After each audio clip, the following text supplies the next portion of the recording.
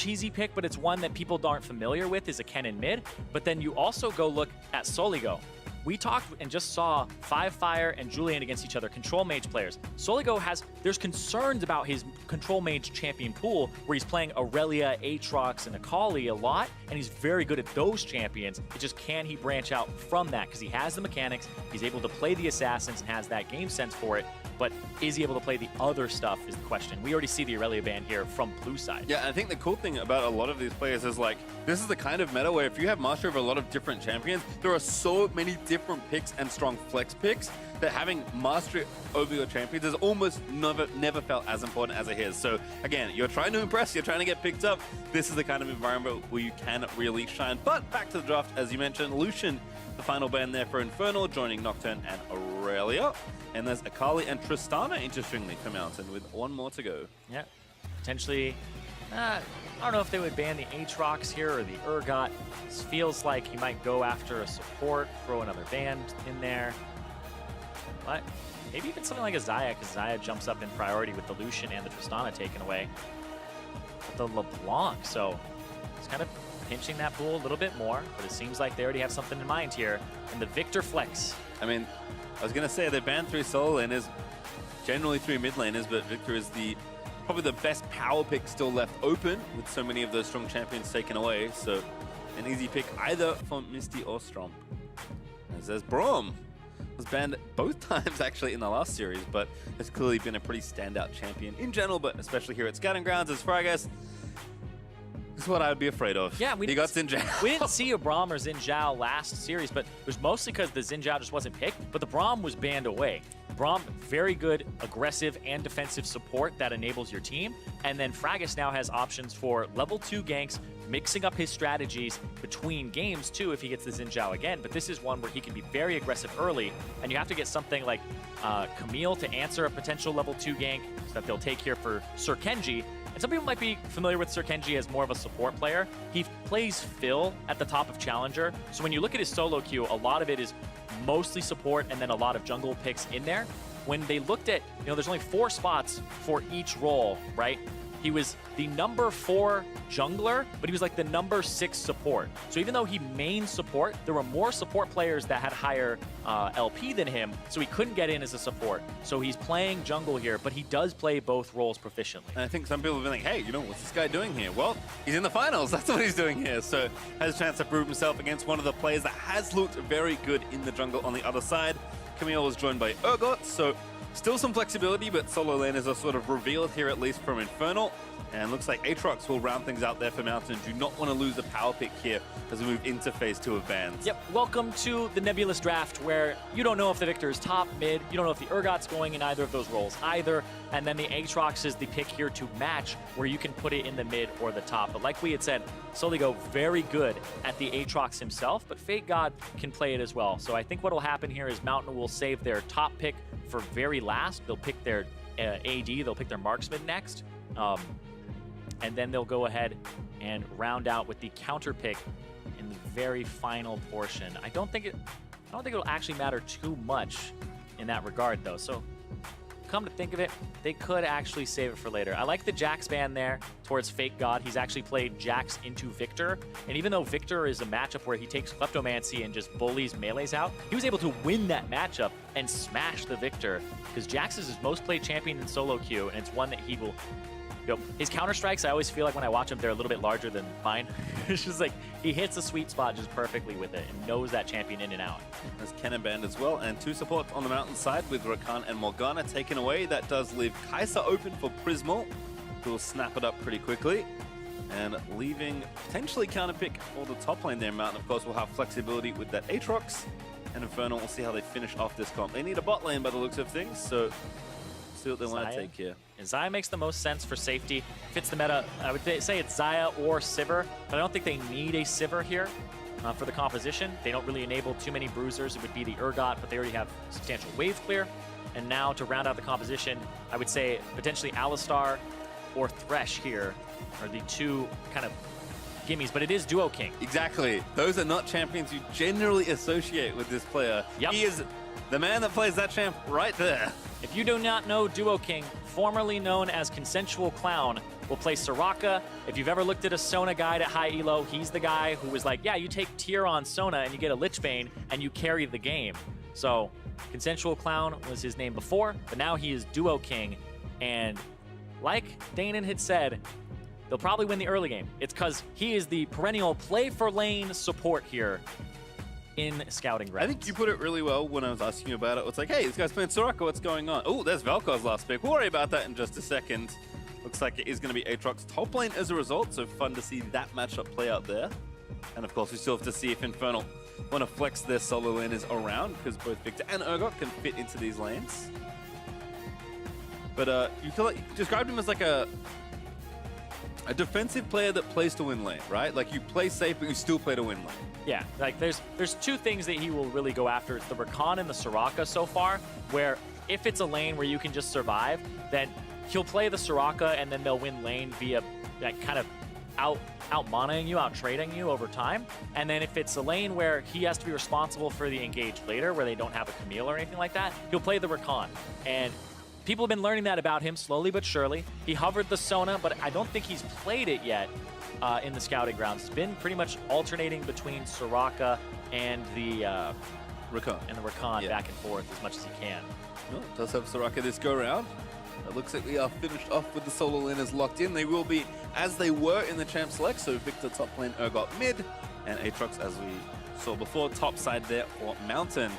Very curious to see the top lane matchup here between these two. And of course, that means we'll have to watch where the junglers go as well, because they'll be involved almost assuredly in whatever happens there in the early game. Yeah, have to watch out for that. The 2-on-2 involving the top side. But like we said, it's Fragis up against Scoutg. One of them is a jungler that has had the top spot before, plays with a very good jungle sense. But sometimes it's hard to read somebody who doesn't play the jungle role as much as their main role of a support. So see what Scoutg is able to do here up against Fragis, but also Fake God Misty Stumpy. That's the one that we definitely have our eyes locked in on. These are very carry-oriented players, and they're playing carry-oriented champions this go-round. So we'll see what happens here in our first game of our next best of 3. It is the Scouting Grounds final between Infernal and Mountain. Get the Battle Drakes in there. We've abandoned Ocean and Cloud. Although, curious to see, of course, what spawns first. And looks like everyone has been taking note of the safe fan out here. Yep, fan out so that nothing kind of affects your performance early. If people get like level 1s and it's like, we want to see who can win lane, right? Like having 2 kills at the start of the game and then coming to lane and just smashing lane doesn't tell scouts anything. So might as well just have your setup, ward the scuttle, see what people do with information and how they play off that. I think that's much easier for people to actually decipher who's doing well and who's actually, I would say, like pretty good at the game in a normal state. Minions have spawned. Well, it looks like junglers might actually meet early here because there is some sort of ward battle going, but they stuck around. They actually will get the ward kill in the Pixel Brush after camping it for a while and then ward themselves. So have good coverage here of that side, of that Scuttle Crab side. See if Stumpy does commit his own ward as well for a bit of additional coverage. Looks like he will, but wants to make sure he has that place warded. So they got that early ward kill, tiny bit of experience over to them. Quick leash there from Fake God to go towards the top side. You can see Misty Stumpy is already working on thinning the wave a bit. And with that, before we go any further, Zyron, we do actually have a sideline report, so we'll throw it down to Ovali, who's standing by with Prolly. Thanks, guys. I am standing here with Prolly, coach of 100 Thieves, but more importantly, today, Team Mountain. What has impressed you the most about these players so far? They're just never done learning or working. Like, this is kind of not a vacation, but it's like, this is an exciting thing for them to join, really. It's not like work. They're not getting paid for this, but we're finished scrimming and they're not really done. They're like, you know, what can I improve on next? Like, can we get more scrim games? So it's kind of like, all right, guys, it's 12 o'clock. We're going to go to sleep. So it's really refreshing that it kind of never ends for them and they're just so hungry to learn more. And it's just very honest and inspiring. Really quick, what's the biggest lesson that you've taught them so far? Oh, the biggest lesson?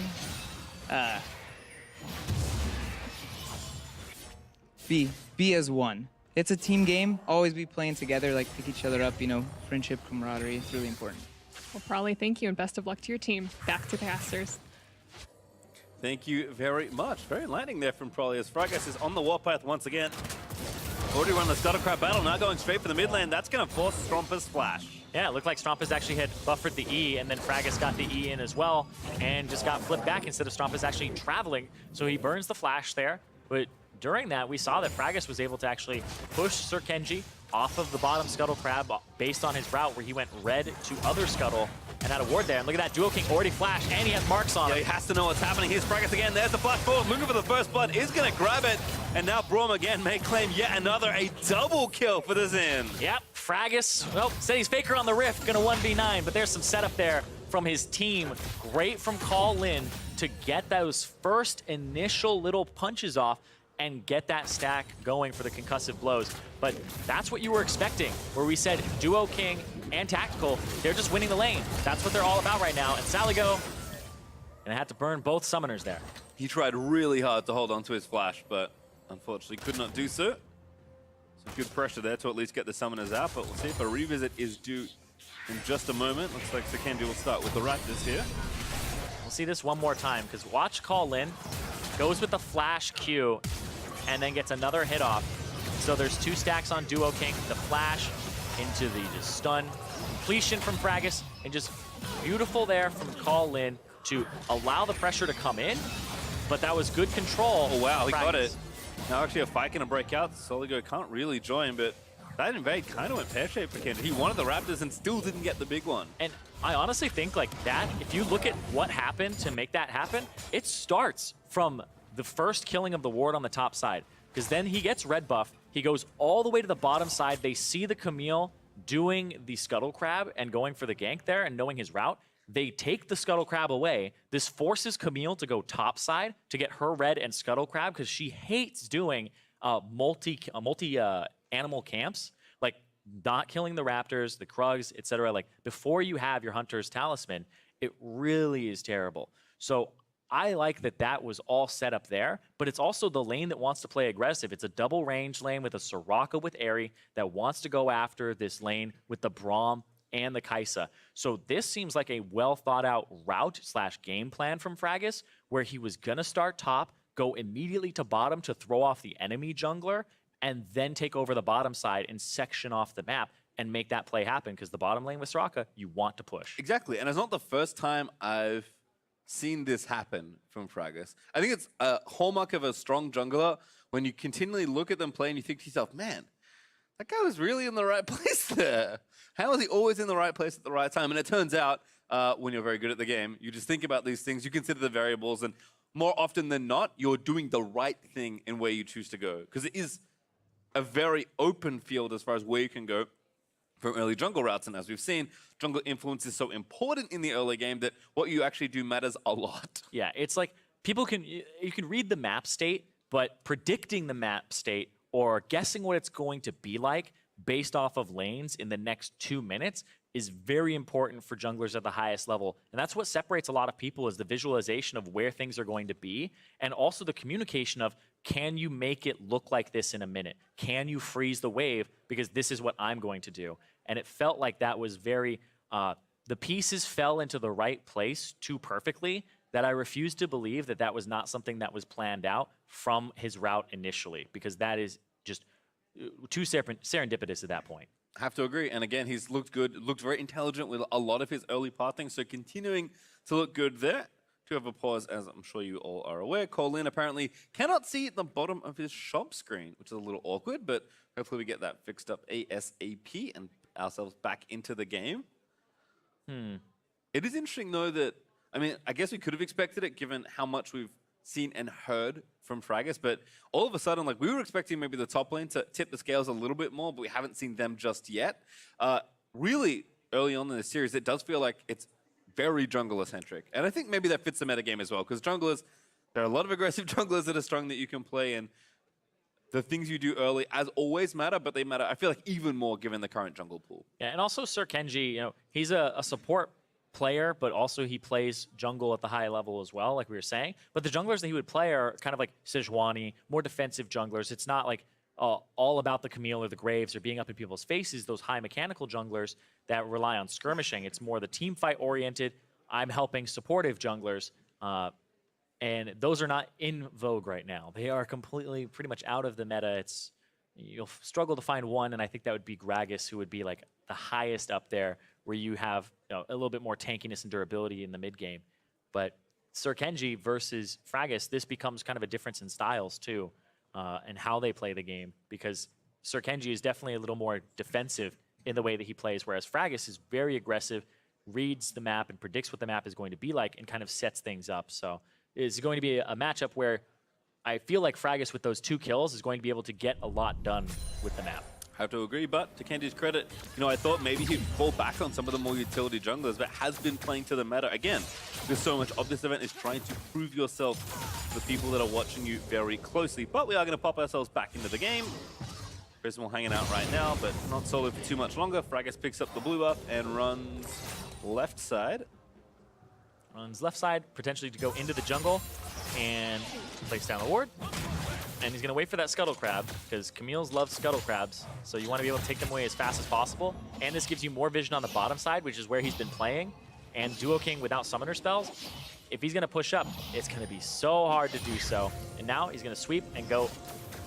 Oh, spotted Scoutg there for just a quick second, and that's going to make him back off.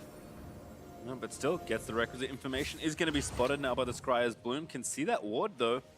Maybe hoping to take that one out. Going to move in and chop it down. Defending his own simultaneously. And Saligo, with that level 6, they're going to push in, thinking that he has pressure. So yeah, just gets to see that the Raptor camp is down, and now he'll go back to clearing his jungle. And you can see, like they were saying, or like Otto was saying on the desk, jungle just completely shifts. Like, it's a carry-oriented role in solo queue. And then now in the meta, you do play carries, but at the same time, you can't just AFK farm. It's about being active, supporting your laners. You can't just keep going and doing Krugs every single time that they're up and having your jungle on cooldown just to try and get ahead of the enemy jungler. Scoutg gonna roll away, and they'll save that control ward that'll regen.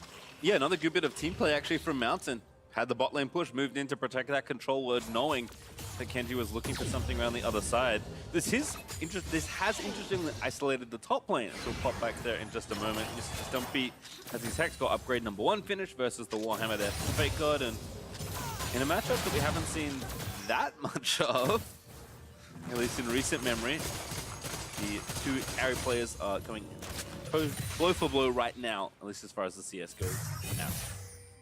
But he's going to tip the scales a little bit in Victor's favor whenever he does get some bonus gold. But again, Fake God, even in matchups that you would expect him maybe be not as good, he is performing pretty well. This might be another stun on him. Yep, does land the stun, going to go in. Good block there on the W, but it's not enough. The Ignite will pick up the kill there for Braum.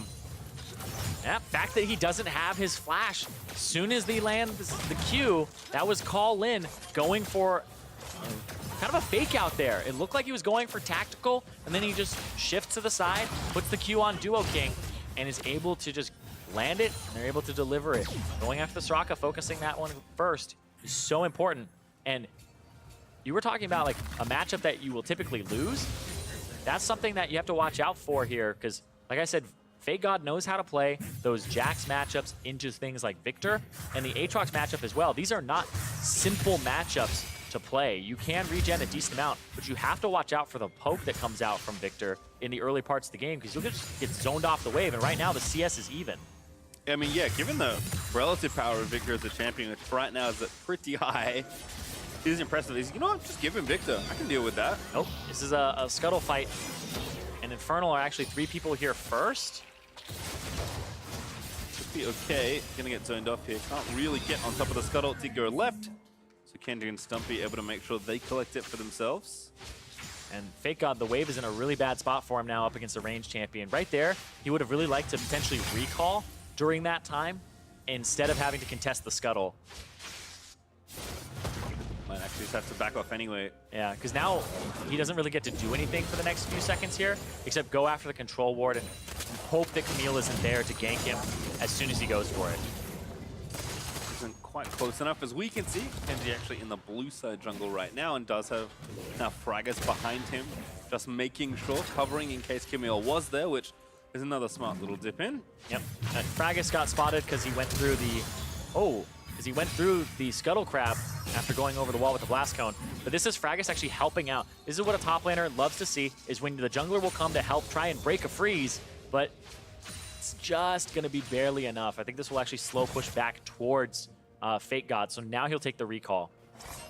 Unfortunately for Fragis, he did have to use his flash. Stumpy also used his, but I think the chains were enough to not need to flash. Maybe thought there was a kill on the horizon, but not to be this time around.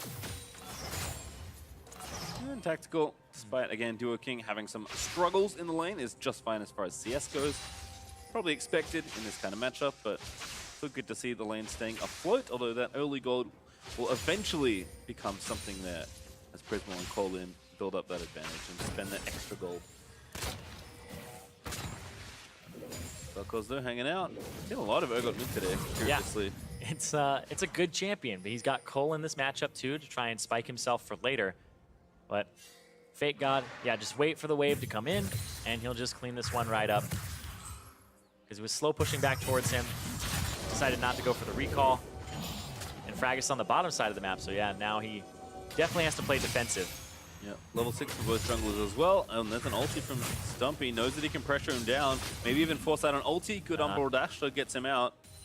But this kind of sucks for him because now he has to recall and TP back in. He'll miss, I think, maybe one minion and maybe the cannon on top of it. But it does get the TP out of him. Yep, gets the dirt, goes back. Now, second upgrade there for the Hex Core as well for Misty. Is Kenji also able to get the Rift Herald in and amongst it all? So we are playing pretty split map at this point. Fragis's early attention went bot side. So trying to utilize Victor's advantage there, although it looks like a Drake will be started. Mountain again, trying to make sure they don't fall behind as far as overall map goes. Wanting to trade, at least trade objectives now that the Rift Herald's gone. Be okay to do so as well. Bot lane from their early advantage, able to push up pretty comfortably. And he's probably just gonna have to play to that bottom side right now because I'm looking at Misty Stumpy. Q max first for the Victor top instead of the E. Not worrying too much about wave clear and shoving the wave over and over again. It's more about the trading power for the top laners. Already has the Q and the E upgraded. And this puts Fate God in a position where he just has to kind of sit back, wait for the wave to come towards him, and as soon as it's at this 3/4 place, this is one of the worst places to have the wave as a top laner. It just means you gotta sit around, don't get greedy for the CS, just get the experience, take the L, especially when you don't have really deep vision either, because then you don't know if the jungler is there. And especially when your jungler's playing to the bottom side, so he's doing kind of a great job in a bad situation right now. Which I think is very impressive for a player that is clearly very talented and is probably used to just outplaying people a lot of the time, right? To have discipline to be like, you know what?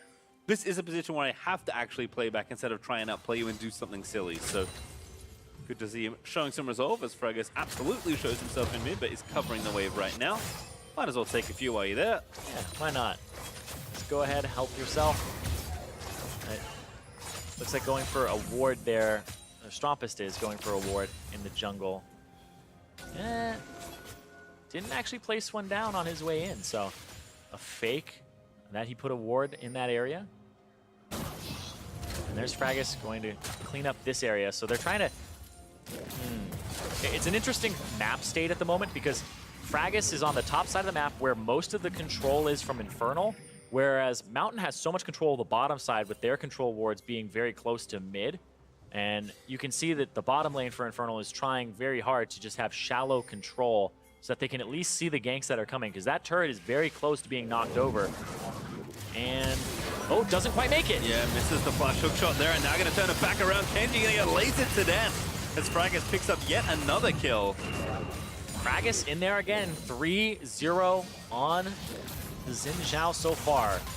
And that was just a great, people are saying like, right place, right time. Well, there was a control ward that was cleared out on the top side. Sir Kenji thought that maybe he didn't do his due diligence and is now on the top side of the map still, but he just swapped to the bottom, went towards his own control wards. Sir Kenji went towards a blind area that was controlled by Mountain and didn't get the flash off appropriately. And I don't even know if getting the flash onto the Vel'Koz would have made a difference there. Yeah, hard to say, but find out maybe next time around as Soligo goes back, spends his extra gold, and already has the Twin Shadows finished, is going Glacial Augment, which is something we've seen very popular among the Aries and the Vel'Kozes of the world. It became very popular when people started picking up Twin Shadows again. Now Fate got his lane kind of in trouble here. This Fragus is already on his way in here, so I actually don't know if they'll even get this. Yeah, they won't.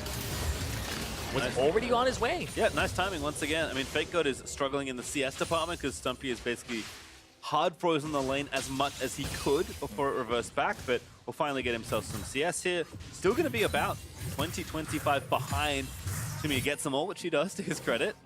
That turret also being low could be extra goal for the Victor, who's starting to leverage quite a bit of his lead in the 1v1. Yeah, I mean, this is the Victor. I know coming into Scouting Grounds, people were saying that Victor is just going to be a pick ban. People didn't have it as much time when it started showing up at Worlds with Kleptomancy. They started just taking over solo queue. People were like, my Victors are feeding top lane over and over again against tanks and hard CC champions. But in a lot of these bruiser matchups that people are favoring now, the Victor will thrive and then get to a point where he can just burst people, even if he's behind or has a bad early game. Oh.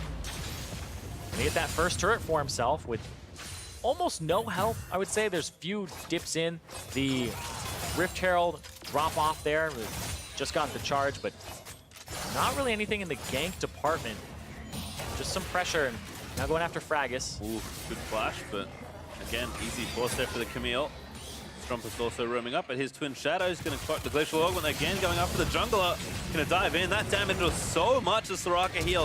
He's able to actually do enough to save them. Ult there from Fragus to try and get him out of there. But he's going to be put into the grind. A Fear Beyond Death will proc. Stumpy low, but he's not dead just yet. Fake God going to try and finish him off. But he can't quite get the kill. He resurrects in the Hextech Ultimatum. And now going to try and kite his way out. Umbral dash over the wall, still taking damage. Good knock up there onto Strumpest. Good second knock up there again. Good third knock up there onto Strumpest. And he will actually live. He actually lived. That is nutty that he was able to do that. He gets the interrupt on the Disdain, and then he just keeps him at arm's reach just barely after the slow. So able to survive there.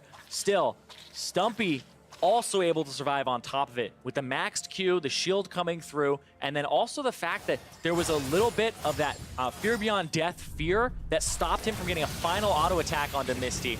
So the ultimate from Soraka comes through, saves Scoutg. The Fragus ultimate isn't really stopping any damage here. He gets pulled in, and then the fear stops him from getting that last auto, or at least the Q and flash before, or getting the sweet spot. And then right here, goes over, gets slowed. Ooh, that is exactly what you are looking for there. The 3 knockups. I feel like if that was played any differently, then he would have just dropped there from the damage. Instead, both top laners continuing to show off here in this first game as Fake God actually, again, waiting for his wave. Find us all roam down and clear this control ward out. There's a Scuttle Crab there, but no smite for him, and it's kind of tough to contest. And Strumpus back at it again. Disdain, no interrupt this time around. The slow will land though after that Q, but Scoutg going to protect him with the Twin Shadows. Ghosty's chasing down, but just a bit of damage, nothing too crazy. Yeah, this is getting pretty tanky for the Urgot here. But that's Fragus once again picking up the Infernal Drake for his team. It's a 2,700 gold lead, but they have an Ocean, they have an Infernal. They're about to get this turret, even though the first turret went down topside. And now Scoutg, he's dedicated to that topside. He just got the control ward. They are trying to pressure Fake God very heavily in this matchup here. And in fact, they'll move in to try and take down this turret. Misty Stumpy working on an Iceborne. There's 3 people on their way top lane here. 2v2 though, Tactical taking damage. Fake God again, trying to kite his way out of there. Gets resurrected. Victorot still chasing him, still in a 1v3 situation. Fake God can't get out of that one. Misty Stumpy with an auto attack, able to clean that up. Yep, just trying to be like, all right, you know what? We're just going to focus this guy down. But simultaneously, they're going to lose that mid turret bottom lane, and they're going to lose some damage on that mid lane as well. And this is actually, I think, a better trade overall for map pressure for Mountain because of the fact that they get to control the bottom side jungle here for just a little bit longer. And we'll see if they're able to do something with it, because ultimately it's going to be a kill and turret swaps. Yeah, we were talking about how the map was split before. Now it's like really split. Yeah, it's really split. And this is where whoever gets to the long lane. Oh, yeah, dead. Just barely with that proc coming from the Vel'Koz passive. Can't save you with that one. The Soraka can't heal herself except the ulti. Threw it down, wasn't enough. And didn't have the heal available from Tactical. So as soon as you get that first hit confirmed, the rest of them are just going to be easy to throw down. And if you cast your mind back, Submarine, we've done a lot of this today, but think about, you know, the classic lane swap. splitting the map and making it very long. We'll talk about that in a second, though, because the Tower Dive is coming into mid lane. Still, the Featherstorm out from Tactical. Could maybe save him, but Fraggus diving into the backside as Fakon takes down Kenji. Strumpus now caught under his own turret, but the Mountain will retreat. They pick up 2 kills, and I'll say that's more than enough. And once again, Fraggus goes into the back line, starts just wreaking havoc, and he's doing a great job on this Xin Zhao, and he was focusing the bottom half of the map. And now they're just trying to get towards that middle. On the left side, oh boy, is this going to be 3 people going to the top? Yeah, it looks like they might go for that turret. Prismal's going to pick that one up, and that's going to be a turret advantage here for Mountain. What I was trying to say is when the map is split like this, mid tower becomes even more important than it normally is. So I understand Mountain's commitment here in the mid section of the map, and to that credit, it did almost work. Great block from Call-In, stops the Feathers from being pulled all the way back. Fraggus gets in the back line, finishes off the Xayah, and that allows the team to be completely split. That is a really great job there in terms of the engage. And now we're looking at a point where the Victor is coming through with the Iceborne Gauntlet. You do not want to duel him. This is going to be pretty much a bad day for Fate God in that side lane on the Aatrox, because he doesn't really team fight as well as the Victor. He doesn't really accomplish as much in wave clear, so the Victor gets priority. And even in the duel, the 1v1, there's a lot of armor on the Victor and a slow on the Victor where he can kite you now. It becomes so hard to actually destroy him because you bought a lethality item. And hold on, Duo King. Yep, gonna get knocked up there just barely, but the Vel'Koz laser is enough. Now sweeps it over to Tactical. Fraggus was looking for that kill with the W, but they'll get mid turret as a result. Soraka continually being picked on. There's the right in from Prismal with a killer instinct, able to take down the ultless Tactical, who still had flash. And again, Stumpy may be doing well in his half of the map, but the rest of the map is losing. Yep, and this just seems like because the rest of the map is winning due to Fraggus getting involved, and then now Soligo doing a really good job on the Vel'Koz, this has become an irrelevant top lane where even though this Victor's supposed to be smashing this matchup, and he is, it just does not matter in terms of the game state because Fate God is not dying to him in the side lane. He's not beating the Victor. And now the Victor has to back before he TPs in. We'll see. They're very committed to this Baron by the looks of things. Yeah, they're just looking for the right play. I mean, the Strumpet, it's about to go down. Oh, look, I think he does. Yeah, he does. He's going to go in. He tries to steal, but he can't get it. Fraggus with the clutch smite under pressure is Mountain now. Forced to fight their way out of the pit. They're trying to flash in. Prismal does get a kill onto Strumpet over the wall from Vel'Koz with the ult. Oh! It's actually going to be enough. Everyone's still somehow alive as Call-In did actually go down, but they'll chase in. Fate God diving through with no ulti. Can't quite kite out Tactical, so will fall as a result. Fraggus will also die as Soligo, he's got no flash left. Tack with the Featherstorm. He's going to make it an ace for Infernal. And that is just a crazy fight on the end of it because the damage dealers are still up for Infernal. They still have Tactical. They still have Misty Stumpy. And even though the Baron went over to Mountain, they're all dead. There's no Baron left. Big wave as well top lane. I think Stumpy thought about it, but does not go for the potential inhib turret take. Instead, will just take the free gold off the Krugs as respawn timers are pretty low because that was a 21-minute attempt at that Baron. Yep, went for it very early on. I mean, they get it. It goes down, but it's enough time for the Victor to get in here afterwards. Oh, very close with the flash. And you can see Misty Stumpy gets in, throws down the ultimate, is dealing a ton of damage here as Strompist is absorbing stuff, and then Fraggus hits the blast cone and says, it's time to go back in as people drop. And it looks like Duo King, he gets dropped here by the flash from Fate God, but then Tactical at the same time. He just got back from purchasing. Misty Stumpy just got back from purchasing. And now the 2 damage dealers that show up at the tail end of the fight are able to pick it up. Extra 600 gold shot down there as the fighting looks like it will continue. Oof. Yeah. Take a look at those damage numbers. When you're all grouped up in the pit, that's going to do a lot of damage. The fact that this is a Victor that has the upgraded Hex Core and had the Iceborne Gauntlet on top of it. Misty gonna get attacked here. Fraggus should have enough and does. The Soligo grabs the shutdown. The 3-item Vel'Koz also having a very good showing. He's gonna be hard to reach. I don't know who's supposed to reach him besides the Camille. And if you can't reach that Vel'Koz, the artillery will just come through. It's even just like that last fight. They were able to reach him because he got blast coned back in afterwards. And also the landscape was not favorable for him. But Infernal Drake looks like it might get picked up here. And go over to Mountain for their second Infernal of the game. Yeah, for all the kind of back and forth here, Mountain still continue to grow on their lead for the most part. They get the Baron, they'll take Drake number 3, including 2 Infernals, and still pressuring those turrets 5-3 in that regard as well. And like you said, I mean, one hard winning lane has not been enough here for Infernal to have enough control of the map, given how aggressive Mountain are willing to be in almost every situation. Yeah, it's the conversion of that lane that has to matter here. Like, that fight, when you finally get to group up with the person who's fed and they're a decent team fighter like a Victor, like a really good team fighter actually, then it's what you want to lean on. You don't want to have the Victor split pushing all the time anymore. You have to have him involved in these fights.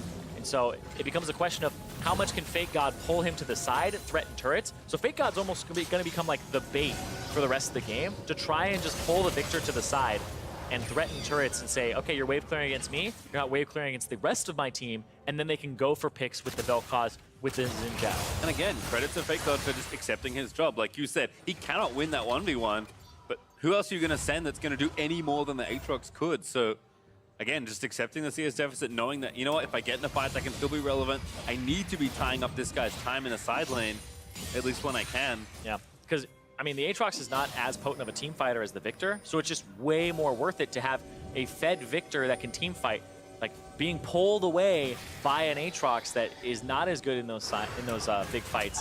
Now they're going to get Stompist here, who has the Ghost. Let's see if he knocks him back. Ulti? Yep, Fragus ulting back. Chains don't quite latch, but still have enough CC. The knockup lands. Stompist no flash, and he's dead. Kill again over to Fragus. Yep, going to be 5-2 and 4. It's a day where one of the junglers does amazingly well in scoreline, the other one can't seem to get a kill or a break. I will say, I think Fragus has collected more kills than necessary. Hey, But as a jungler, I feel attacked. It's like that mid-game where you're just like, oh, if you'd only given the kills over to this guy. I'm like, I'm 13 and 2, man. they got the kills. That's really honestly all that matters, but Oh, but they're going to keep... I appreciate his low security. Yeah, exactly. Well, let's see what the response is, because like now the Victor's split pushing, because he can't really get anything else with the other person down on the map with Stompist not available. There goes the turret. Fake God is going to kind of go between the mid and the bot. Oh, goodness gracious, goodbye, Duo King. Such a good combo. Make it two as Kenji falls as well. And Victor, he already hit the recall button, but he's far too late to this party. Ah, man, this is just one of those situations where a lot of the times top laners, they're like, what am I supposed to do? I'm not going to stop them sieging. In this case, I actually think a Victor would probably maybe stop them sieging with the wave clear he has. It's unusual that the top laner is a control mage like that too, right? Because a lot of the times, like, what is the Jax going to do? Just wait for them to take the turret and be back with the rest of the team? It's like, actually, the Victor probably has a good chance of stopping the wave, but nope. Decides to keep pushing, doesn't even get that turret. And so they lose 2 turrets on the top side and the inhibitor, and they don't even get that one on the opposite side. And you can see right here, like, a Victor would have been fantastic because then Tactical doesn't have to step up. Duo King just gets bopped, completely destroyed. And it's just pretty swift work here too. That was a very quick engage while the Victor was off in the side lane. Yeah, Vel'Koz is a gross champion. When he's played correctly, absolutely. I think for all of the attention we've put on the top half of the map for Mountain between Fake God and Fragus, who, to be fair, have had a good game and a good tournament, this Vel'Koz is doing so much work to bridge the gap between those two. As Fake God in another 1v2, flashes out of there for the first time. See if he can get his way out, but no, pulled back in. Is now going to resurrect, but a little closer to his enemies, unfortunately, but Fragus may be able to save him. Muches forward. Stumpy will get the kill, but the team is here again to collect their prizes. Prismal over the top, going to try and take down Stumpy, but Victor pretty tanky, actually, as the rest of Infernal maybe arrives in time to turn this back around. An ult from Soraka, barely saves. Strompas is calling. He's going to die to Tactical now. Prismal, he's going to go down to Stumpy. Infernal, they turn it back around. Somebody order an ambulance. Here's Duo King just pumping heals into the back line, into the front line, make sure nobody dies on his team there, even though that was a fight. It looked like it was going to go south very quickly. If they cannot pick up those kills immediately, the Soraka's going to come through huge. And Baron's up in 10 seconds. Infernal already over to the area. Going to try and at least take down the speed shrine, but perhaps more on the horizon. There's a TP in. This is a pretty heavy commitment to the objective. Man, you can be 1-6 on this Soraka at the most deaths in the entire game, and you could still be a menace to the team fight if you are not focused down. All right, so how does a flashless Fragus get into this pit? They're going to start on Stumpy, going to try and take him down. He's the big raid boss that needs the kill, but the Vel'Koz just dies to the Victor ulti. That's going to give them zone around the Baron. Fragus cannot get in the area to steal it, so they have to concede it. Fake God going to get chased down by Stumpy. Dodges that laser very nicely, pulled back by the chains as Fake God is going to dash over the wall and try and get himself to safety. He will live, but You said it, Stumpy groups with his team and they just start hammering these fights. Yeah, I feel like all Stumpy has to do is run up in the front line, Q constantly on cooldown with the massive amount of CDR that he has, and just shield himself, run around, slow them down, and then when he does take damage and shields himself, he's just getting heals from Duo King. That was him on the front line, and he killed Soligo by himself with a little bit of assistance there from Duo King, just helping him out with the healing. But that is huge if the Victor is able to be a frontline tank like that and just skirt the fight. And we'll see that one more time. Right here, though, this is where Fake God, he's putting the moves on, gets put in the meat grinder, almost gets away, but gets killed by the last little portion there. At the end, ultimate comes out from Fragus, and then Strompus starts getting low after this, and Scoutg's low, gets healed.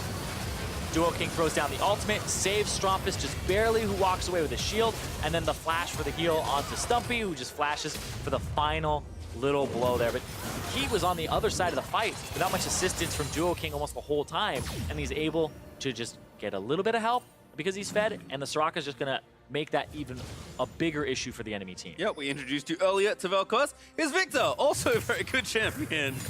As Stumpy is starting to show off as he's joining with his team. Reminder that there are still super minions pushing into this top lane, but Infernal do push out that lane, and I think Fake God spent his time pushing that one out, although do have to regroup because the mid lane outer is still up for Mountain and is currently under attack as Infernal did grab the Baron as well after all that. Tactical knocked up though, but Duo King gives him all his health back. Yeah, and it's absolutely necessary too, because he took, I think, almost 800 damage there, and they just had like 400 plus heals pumped into him very quickly. And you can see Duo King has gone for the Mikhail's, which has 15% heal and shielding power, and the Ardent Sensor, which has an extra 8 on top of it. So he's going for the healing and shielding power for his items. He doesn't care too much about like a redemption or anything like that. He's going strictly for having more of that healing. Looks like it's working out so far as Infernal still continuing to pressure here. They've got one turret, they're going to try and take the second here in mid lane. Mountain just trying to wave clear as best they can. Vel'Koz not bad at that. There's also pressure building in the bot lane with the minions from Mountain and still the top lane with the supers. Yeah, not anymore though, as the inhibitor just respawned. So now it comes down to who can find the engage, how do you get it, and it's a lot of this setup because this Baron on for 40 more seconds here. Yeah, they have plenty of time. I believe there's at least 1 or 2 supers still in the top wave, but again, they can take down the turret. Use their maximum amount of Baron as Tactical shrugs off yet another bit of lasers thanks to Duo King's heals. 400 heal every single time, so you have to be able to deal more than about, I think it's like 300 DPS to him. There's a 1.4 second cooldown on that heal. You see Big Wave finally crashes. They use the last of their Baron buff to speedy recall back to base and clear out this wave. There's that super minion we thought was there. Duo King actually gets most of them down by himself, and Tactical make sure he gets the rest. So game's pretty much reset at this point. Mountain's still up, but by only 1,000 gold. Yes, they have an inhib to attack. Their map position overall is a bit more open, so they have a few more places they can go to try and start something. But as far as the game state goes, it's going to be very even as we roll back around to the Elder and the Baron spawns. Yeah, and then it comes down to where this gold is, because there's a 2,000 or 2.6k gold advantage for Fragus over Scoutg, but Scoutg, like we said, he's more supportive style, and he's not going to make as much use of that gold even if he had it. Whereas there's, I believe this is a 4.4 thousand gold lead for Misty Stumpy in the top lane. 2 levels up now. The Victor got very fed off of some of those team fights, picked up the majority of the kills because nobody else on the team has killed to their name except for one other person who has 3, and he's sitting on 6. He has 100% KP here on this Victor at 6-1 and 5. When the fight happens, he has to be involved in it for his team to have anything going for them, and he's been doing a major job here for the team in the later parts of the game. So it's the fact that he has been this big boon for them has allowed them to stay in this game. Plus Kleptomancy is also going to give him a large amount of gold on top of it. You can see Soligo is off the side, hoping to pick off a straggler or 2. Yeah, you want Deathcap actually now finished. You want to get that E and then try to spot them and land that ultimate before you can get interrupted. Because the Vel'Koz, you'll be instantly interrupted by Duo King's silence, and you'll have to move and recognize that very quickly. So of course makes the Rock the #1 target, but fight actually going to start here onto Kenji, Fragus dives in, stopwatch pop, Prismal in the backline's going very deep and aggressive, trying to get the damage down, but he can't quite get it with the Runaan's Hurricane Bolts. And now a turn back around, the Victor ult in the choke is just demolishing all of Mountain. And Stumpy, he's not done, can keep chasing here with the Q call. He's like, I have to block or all my team is dead. What's going on over there in that bush? Left side recalls, but Tactical spots him. Prismal almost dead, but lives for a little while longer. Velko's trying to finish his recall. Will be able to do so, but now the inhibitor turrets are actually exposed. Yeah, they just push the wave, and that's 2 waves as well, because the bottom side also has Strompus there. Tower likely going to fall here, but perhaps they can protect their inhibitors. Tactical already finishing things off in mid. Will stay around for, needs one more auto, doesn't quite finish it off just yet. The minion grabs it, but they flash forward to try and pick up the kill. Duo is still alive, but now Stumpy and Tactical actually on the front side. Stumpy down, that's a big shutdown there for the side of Mountain, but Tactical will live on the other side. It's a big shutdown for them, but it's a little bit desynced with the Elder and the Baron, which are both up in 50 seconds, and so is Misty Stumpy, who will be up in time and has teleport. So whichever one they go for, people will reset on the map right now, pick up some of your buffs if you can get them, and wait for which objective you're going to be going for. We'll see what the call is here, because Mountain, it's a much more effective Elder for them, right? But they do want to pick up that Baron, because it's just the better objective to siege with, especially against something like a Victor. Yeah, and of course to add kind of different problems to the mix, that inhibitor did fall in mid just barely. So there's also that pressure from the minions moving in towards the mid section of the map as well. So we had some speedy-ish games in our last series. This one is going, I would say, late for Scouting Ground standards, given how bloody and fast the games have been. And given that these other 2 teams in the final, this game went from looking like a Mountain Snowball victory to a very close affair. Yeah, it was that 21-minute Baron that they attempted up against, rushing in. Yep, Faco goes in. King gonna get sniped by the next Ghost. No, doesn't quite get tagged, but they are gonna try and force the fight. Here comes Victor, though. Strompus dead to Fragus. Mountain gonna try and fight a 4v5, maybe make it 3v5 as Kenji dies there as well. Stumpy with a decent ult, but he can't quite get a pick off, and now Mountain will have 5 members on this next objective. Yeah, but a lot of them are pretty low here. Fake God and Fragus will both have to back, and Fragus is the one who's going to be in charge of getting those smites down. It doesn't have it for this next objective here. And right now, this may actually be just a 3-man on the Elder. Yeah, Elder's very easy to kill. You don't need pretty much anybody to have multiple tanks or anything like that, or swap aggro. It doesn't reduce your damage. So they're actually going to swap objectives here. The Baron for the team that has so many Drakes, but then the Elder's going to go over to the team that has none. Yeah, 2 carries in a Soraka, more than enough to take down the Elder. So Mountain take the trade. Now again have to go back and fix their mid lane. So there are super minions charging in there as well. And despite the team fight win, Mountain gonna have to see what they can do with it. The Baron as we revisit this exchange once more. Yep, and there's the Youmu's and the ultimate on top of the spooky ghost coming in for Strompus. They kill him pretty quickly, and Duo King not able to get around and pump those heals into him fast enough or hard enough. And gravity field into the ultimate. Everybody's getting pretty tanky with some Sterix gauges there for both of the Bruisers on Mountain. So I felt like those Sterix just went away so quickly too. They popped. You hear the animation, you see them get a little larger, but they don't really have a shield anymore. Just gets blown up by the ultimate from Misty Stumpy. I mean, he's just doing so much damage, looking like a death cap as that final item that'll finish off here in a few moments more of farming. But again, everyone's really stacking up and finishing off their builds. It's funny because he only has 343 AP. Right, this build is not about ability power, but hold on. Yeah, Prismal found Kenji. Great ult there from the Braum to start off that killer instinct. Prismal picks up an easy one, and Mountain again, a 5v4 for 45 seconds with 2 minutes on Baron. And we are 38 minutes in. Sir Kenji has 2 items, boots and pieces, not even the big piece of a BF sword for moving towards that GA. He has basically 2.5 items at 38 minutes. He is so far behind, and it is something that they're able to exploit. As soon as he's out of position, he is incredibly squishy. Fake God being persistent, trying to move minions into the bottom half of the turret.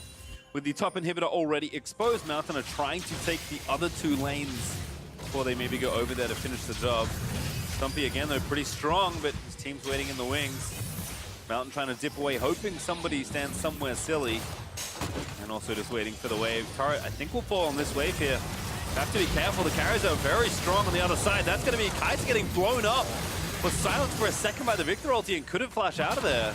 It looked like Prismal just got obliterated. He didn't have flash. It's coming up in 2 seconds here. Ooh. As the white little line that's hard to see in the yellow just ticks right over. So out of position just barely and gets absolutely decimated there. But that's going to be a push now coming through. The Baron buff, they'll have to buff up some minions because they will have supers here. They just got to make sure these things are tanky. Call-In is going to be in charge of that, just keeping the buff on them. Without getting picked off by the 2 carries. Yep, because they can force a fight. You got to find a way to get to this wave. The wave clear would be Soligo. Oh, good ult there from Fragus, but it's defensive there. Will get caught by a root from Zaya's feathers, but not quite enough. Smites the super. Again, going to try and buy time. Tactical force to flash Fragus. Good heads-up play under the turret. Oh. Now Soligo goes forward. Flash GLP. But there's going to be the dive into the backside. They're not going to quite gravity. Him respawns in the mix of it all. Fakot is able to kill Kenji, but Strumpus getting low. The gravity field pulls Fragus back. They killed the Vel'Koz as well. And Strumpus pops the watch to live a few seconds longer. And now Prismal is up. They went in on the engage just a little bit too early. That was one where they were able to just have the engage happen from Infernal. And he's trying for it. He finds Dua King. He's able to surf over there, but I think he's going to die as a result. He will die to Stumpy. Fakot maybe trying to pull the wave and buy what time he can. But again, the 2 carries here from Infernal. The Victor and the Zaya staying alive. Fakot, he's trying to buy time. He does have ult. Oh, it's GA, excuse me. You're right. Will revive, but it's only in place. Stumpy again going to try and buy time. The feathers will get dodged around, but Stumpy able to finish it off. There's the shutdown. I think that might be it. No one alive from Mountain is Infernal with a comeback victory. Will take Nexus #1. And what a fantastic display there from Misty Stumpy on that Victor. Pretty much the rest of the map looked like it was doomed.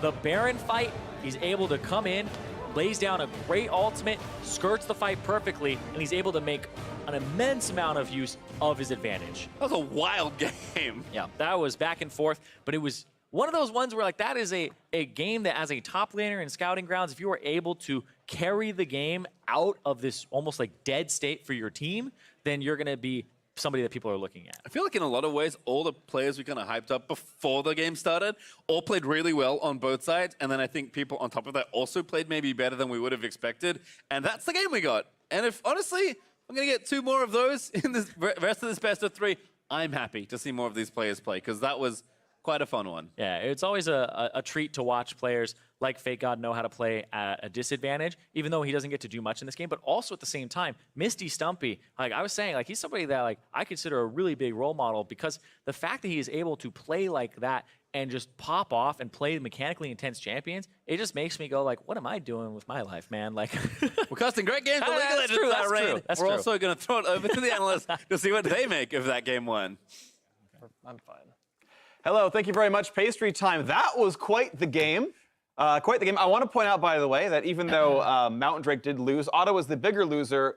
Quote, 0% chance to lose that game with double Infernal Drake. Literally 0. Quote me on it. I guess they took their Infernal, so they were a little pissed. So. Yeah. It was a scrappy game. There were multiple times both teams were in a position to like win from there. I think Otto wasn't wrong in what he was saying. It was most of the time. 0%. 0, but give it another percent. You never know. Give it another I mean, that's what I thought with our games when I played 2 years ago in the finals. But you know, I walked it down. Yeah, you fog can choke. Yeah.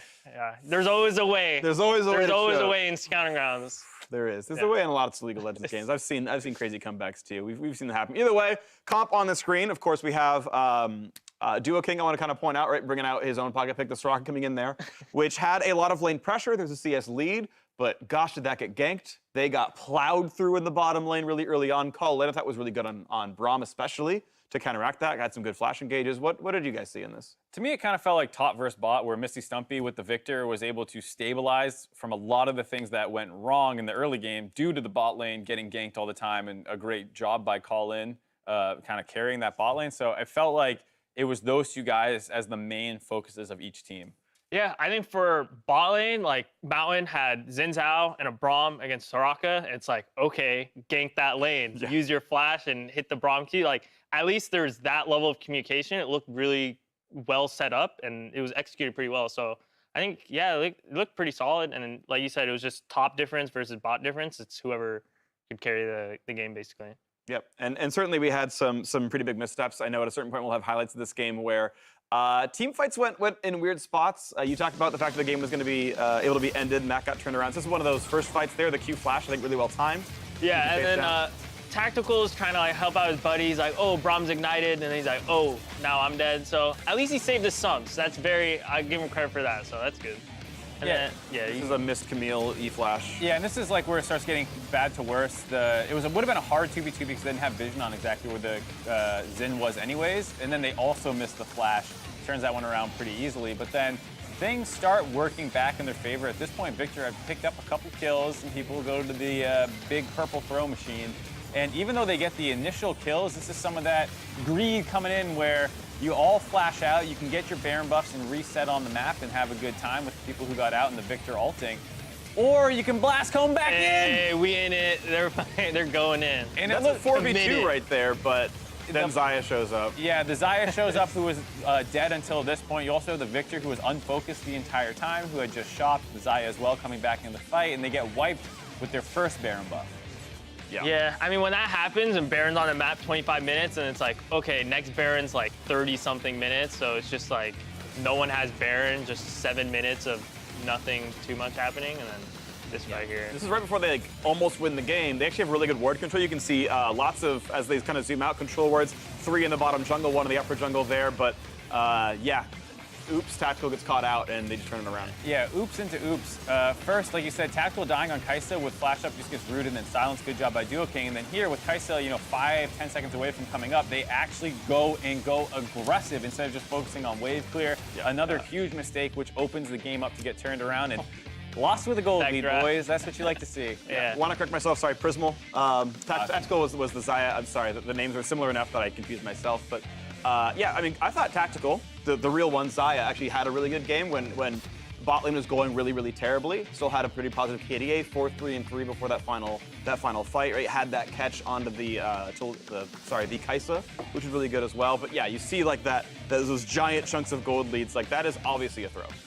Yeah, it's nothing much. Oh, they got a gold lead a little bit. Oh, there's little bits of blue. Yeah, a little bit At there. the end, I'm pretty sure that's still red. Yeah, I think. Yeah. Anyways, if your gold graph's a mountain range, it was not a clean game. But I think, you did see a lot of standout plays from people, which, we've heard from all the coaches and people involved in the scouting grounds. That's what you want to see. Call in was someone that was very impressive to both of us, not just in the early game setup on the kills, but a number of skirmishes as well. Yeah, I wonder if he's like in control. It's like, hey guys, like get your pinks, or control wards, even though it's like 40 minutes in the game. It's like someone's still contributing to like vision. I'm not sure if it's him, but for sure his Braum play was like pretty solid.